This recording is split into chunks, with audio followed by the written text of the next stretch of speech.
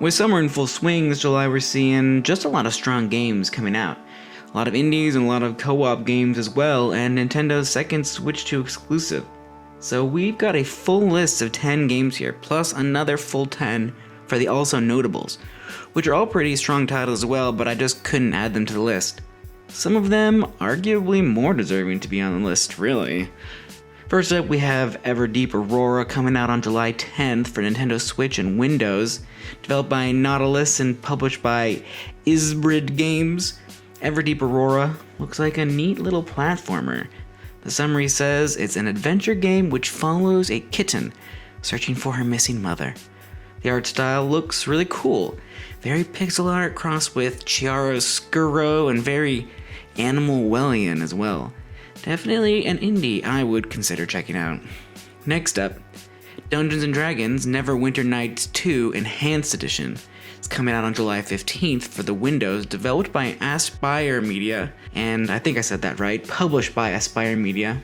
Originally, this was developed by Obsidian Entertainment. Aspyr Media is releasing a remaster of Neverwinter Nights 2, which includes all the expansions.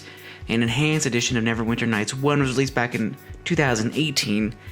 I still haven't played these ones, but they are high on my list because I played a lot of the other D&D inspired games. This looks like it would be a good opportunity to dive into this one, Neverwinter Nights. These games are a bit different from the D&D classics like Baldur's Gate, as the player takes control of only one character and the rest of the party is mostly autonomous. Since you only control one character, the game is naturally more action-oriented than the other related titles, which is either a good thing or a bad thing depending on who you talk to. Next up, we have Donkey Kong Bananza. It's coming out on July 17th for the Nintendo Switch 2, developed and published by Nintendo. The new Donkey Kong game is the second Switch 2 exclusive, and this is actually only the second 3D Donkey Kong game that ever came out after Donkey Kong 64. Now, I like Donkey Kong as a character, but Nintendo seems to be taking Donkey Kong way out of a limb here, as the game appears to be entirely rock-themed for some reason, with gem companions, a rock hoverboard, and deformable rock terrain. It looks like a much more messy, much more chaotic experience overall from the old DK game. I'm still sure it'll be fun. Nintendo, I believe, is never really wrong about these things.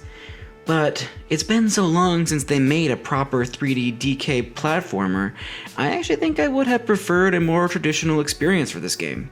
So for me, this is going on the play it when convenient list. I just don't feel a sense of urgency to play this game. Now, I might actually go back and replay Donkey Kong 64 after watching the trailers though. I never completed that game, and it does make me want to go back and play it. Number 4, we have Neon Abyss 2 coming out on July 17th as well for the Windows, developed by Viwo Games and published by Viwo Games and Kepler Ghost. Neon Abyss 2 is a rogue-lite action platformer. It's got a cool art style with some crazy looking bullet hell type battles. It also apparently features an online co-op mode. It's a roguelite, so you can expect the normal things like randomized guns and levels with meta run progression and lots of neon. Number 5, we have The Drifter, also coming out on July 17th for Windows, Mac, and Linux, developed and published by Powerhoof. The Drifter is a point-and-click adventure game. It's got a lot of pixel art pulp fiction style, and it features a homeless guy who was awakened moments before they are going to be murdered. Looks like it will be a nice noir game with good voice acting and dialogue and writing. The Drifter will be coming out later for the Nintendo Switch. Next up, Kickin' Hell is coming out on July 21st for Windows, developed and published by Firefoot Studios. Kickin' Hell is a retro first-person platform with a stylized dungeon crawler look. It's being described as a precision platformer, which is unforgiving. Looks like the game is primarily about jumping off of very specific locations to gain boosts. So if you're into super precise platformers with a lot of verticality, this looks like a good title to check out. Next up, we have Mysk, a Tiny Tale, coming out on July 22nd for the Nintendo Switch and Windows, developed and published by Tinyware Games. Mysk, a Tiny Tale is a 3D platformer where the player controls 2 tiny robots. This looks like just a chill and cute game with some typical platform mechanics. The level design reminds me of Pikmin.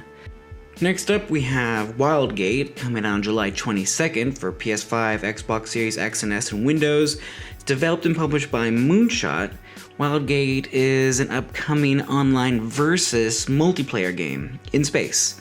Small teams will pair up online to take control of a ship and vie against 4 other teams to capture an artifact and bring it to the finish line. Over the course of a match, players collect resources to upgrade their ship and invade and loot other players' ships. It looks like a spacefaring game of capture the flag.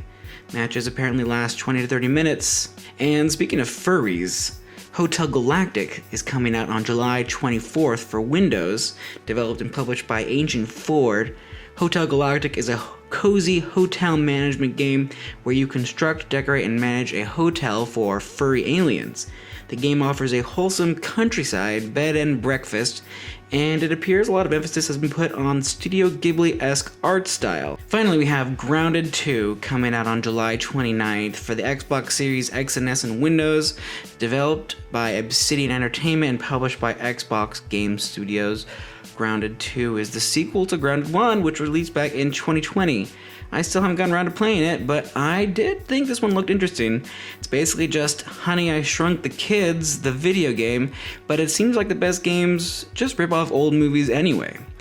And this one now has a sequel, so I'm guessing it's as good as it looks from the trailer.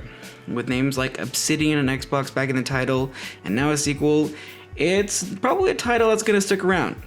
The game features a single player mode, co-op, and online co-op for up to 4 people.